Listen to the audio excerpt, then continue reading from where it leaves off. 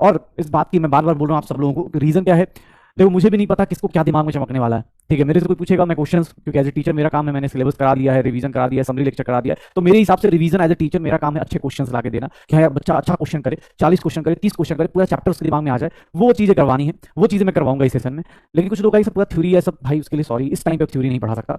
और आपको भरोसा हो, अगर आपने किया है समरी लेक्चर से रिवाइज कीजिए, जेई मेंस के भी पेपर सभी चल रहे हैं, आप उनको देखिए, आपको रियलाइज होगा कि कितना ईजी पेपर होता है। क्लास में उससे डिफिकल्ट चीजें कर जाओगे, आज उससे डिफिकल्ट चीजें कर जाओगे, तो ये दिक्कत नहीं आएगी, टेंशन मत लो। अच्छा, जो लोग भी कुछ लोग देखो पॉजिटिव रहिए, सबसे बड़ी बात मैं बार बार बोल रहा हूँ, क्योंकि एग्जाम पास में आ रहा है, तो डराने के लिए धमकाने के लिए बहुत सारी चीजें हैं। सिलेबस देख के आदमी डर जाता है, एक टेस्ट के मार्क्स देख के डर जाता है। इस टाइम पे डर लगना बहुत सिंपल सा है। आज के टाइम पे सबसे डर के लिए सबसे वल्नरेबल आदमी तुम हो। आज के टाइम पे तुम्हें कोई मतलब ऐसे बोल देना कि यार इस टाइम पे उठा करो, इस टाइम पे सोया करो, तो तुम वो भी करोगे क्योंकि तुम्हें सिलेक्शन से मतलब सिलेक्शन पसंद है। तो ये सब ना कोई फर्क नहीं पड़ रहा, फालतू की चीजों में टाइम मत वेस्ट करना।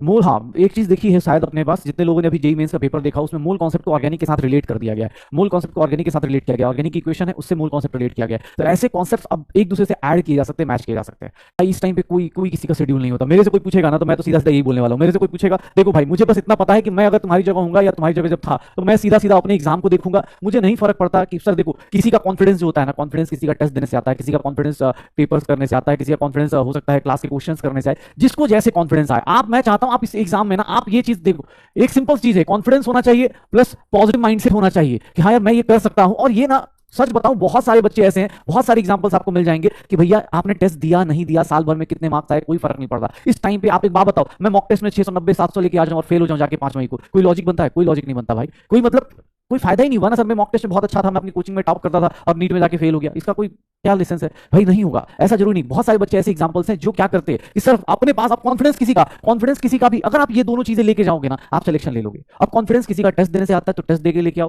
किसी को लगता है कि सर मुझे समरी लेक्चर रिवाइज करना है, उससे मैं क्वेश्चंस करूंगा, उससे करो। टेस्ट देना कंपलसरी ऐसा नहीं है, लेकिन हाँ टेस्ट दीजिएगा तो आपको एक रियल चेक मिलता रहता है, आप हाइपोथेटिकली नहीं चलते। तो बस ध्यान रखिएगा। अब ऐसा नहीं कोई बोल रहा है 2 टेस्ट दें, भाई मैं कोई कोई कंपल्सन नहीं, आपको 1 टेस्ट देना है, 2 टेस्ट देना है, नहीं देना है आपकी जरूरत है। आप बस इन्हें 2 चीजें लेके जाइएगा। कॉन्फिडेंस आएगा कैसे? तो बस भाई साहब जो भी सिलेबस है, देखो कॉन्फिडेंस, पहला कॉन्फिडेंस कैसे आता है? एक तो सिलेबस कंप्लीट होता है तो कॉन्फिडेंस आना शुरू होता है, फिर सिलेबस जब रिवीजन होता है तो थोड़ा सा और कॉन्फिडेंस आता है, और जब मल्टीपल रिवीजन होता है, मल्टीपल रिवीजन हो जाता है ना, तो देखो यहां मल्टीपल रिवीजन जब हो जाता है और थोड़ा बहुत क्वेश्चन प्रैक्टिस हो जाता है, मैं कभी देखो क्वेश्चन प्रैक्टिस कर लो, ये 4-5 चीजें आप करो, आपको कॉन्फिडेंस अपने आप आएगा। हाँ एग्जाम जब देते हो, टेस्ट देने का 1-2 फायदे होते हैं। टेस्ट जब देते हो तो आपको पता चलता है, जैसे आज क्वेश्चंस करवाऊंगा, टाइम लिमिट लगा के क्वेश्चंस करवाऊंगा, तो उससे आपको 1-2 चीजें पता चलेंगी, क्या मैं ना ये नहीं सोच पा रहा, जल्दी नहीं सोच पा रहा। यहां जल्दी नहीं सोच पा रहे तो ऑब्वियस एग्जाम हॉल में थोड़ा सा हो सकता है ना डर लगना चालू हो जाए, तो और जल्दी नहीं सोच पाओगे। तो ये चीज आपको टेस्ट से आएगा। आप टेस्ट देंगे, जितना ज्यादा क्वेश्चंस, डिफरेंट टाइप के क्वेश्चंस करेंगे आपके अंदर, डिफरेंट टाइप के क्वेश्चंस करेंगे, तो आपके अंदर थोड़ा कॉन्फिडेंस, या बोल सकते हैं कि आपके ना ये आएगा कि हाँ यार मैं ऐसे भी सोच सकता हूं।